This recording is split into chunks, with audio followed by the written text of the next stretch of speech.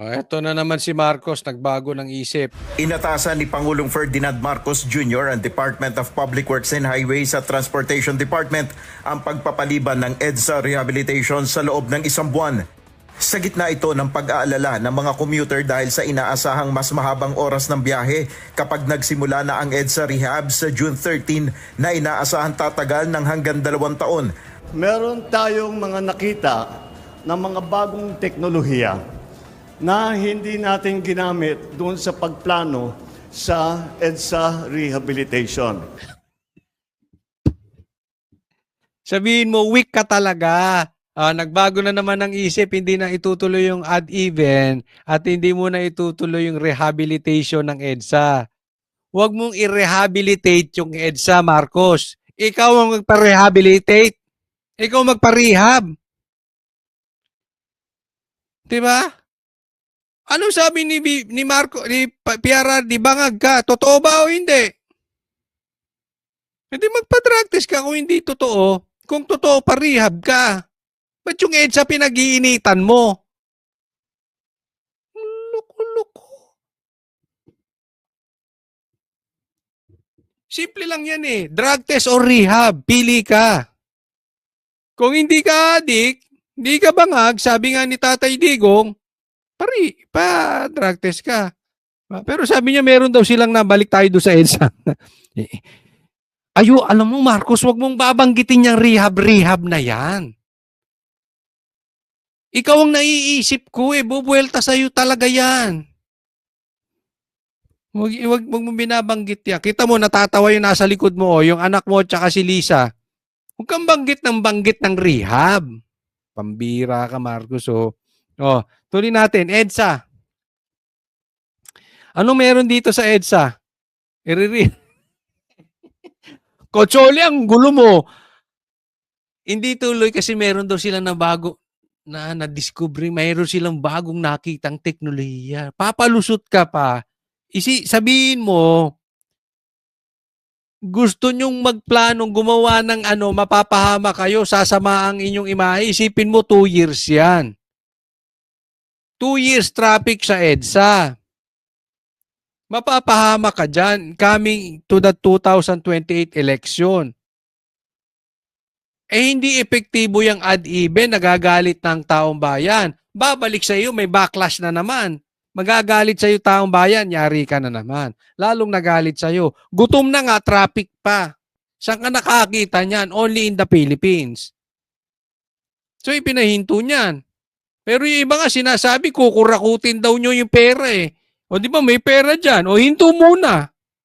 Amin muna. May nagsasabing ganun ha. Hindi ko pinapaniwalaan yon, Marcos. Hindi.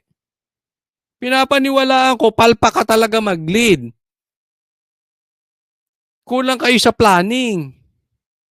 Kaya urong-sulong kayo, mag-a-announce kayo sa media, tapos ngayon, pahihinto mo. Hindi naman siguro totoo yung nanakawin nyo muna yung pera para magamit nyo tapos isaka nyo na ipatuloy yung project sa next president na. Kawawa si BP Sara. Hindi naman siguro ganun, Marcos, di ba? Di ba? Kaya in-instructionan ko si Secretary Vince Dizon at saka si Secretary Manny Bunuan ng DPWH ay sinabi ko, pause muna doon sa rehabilitation. Sabay palakpak si Liz. Idea mo yan, Lisa? Huwag muna natin gagawin. Dahil pag tinitignan natin yung cost-benefit analysis, maganda sana kung maayos natin. Ngunit, ang laking sakripisyo ng 2 taon na masyadong mabigat, masyadong mahigpit. So yung gagastusin doon, kanino pupunta muna, Marcos? Habang pinopospone. I'm just thinking out loud. Ang traffic. Ayon kay PBBM, ipagpapaliban muna ito ng 1 buwan upang mapag-aralan munang mabuti ang mga bagong teknolohiya upang mas mapabilis ang rehabilitasyon ng 23.8 kilometer road. Bigyan natin ang sarili natin ng 1 buwan. Pag-aralan natin itong mga bagong teknolohiya na nakikita natin. Pag-aralan natin, gumawa tayo ng magandang plano. Baka naman, imbis na 2 taon, magawa natin sa 6 na buwan, magawa natin sa 1 taon. Yan na naman yung mga salita ni Marcos na magkakaroon ng 20 pesos na bigas. Yan na naman yung mga promises, mga empty promises ni Marcos. Parang itong yung mga lalaking babaero. Napunta na naman sa babaero. Yung mga siyota-siyota na hindi na ako magluluko. Parang ganun. Ito na naman. Nangako ka na naman, Marcos, as di mo na naman magagawa. Tapos hahayaan mo na naman yung mga vloggers mo ipagtanggol. Tapos kami na naman ang fake news. Ikaw ang pangako ng pangako, hindi mo ginagawa. Whatever it is, tignan natin kung anong available sa atin. Ito ang inanunsyo ng Pangulo ng pangunahan ng First Family kahapon, ang Pamilya Pass 1+3 promo sa mga linya ng tren sa Metro Manila. Sa ilalim ng Pass 1+3 promo, makasasakay ang 4 na miyembro ng pamilya sa presyo ng isang tiket tuwing araw ng linggo. Kita mo nung kalokohan ni Marcos.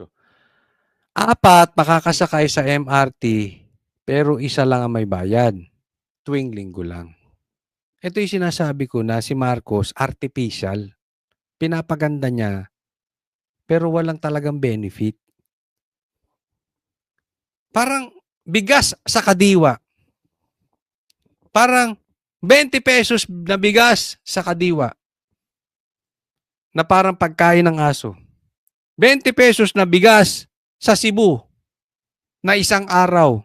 Na parang pagkain ng aso. Sa madaling salita, walang lehitimong tulong. Kasi hindi continuous eh. Di ba?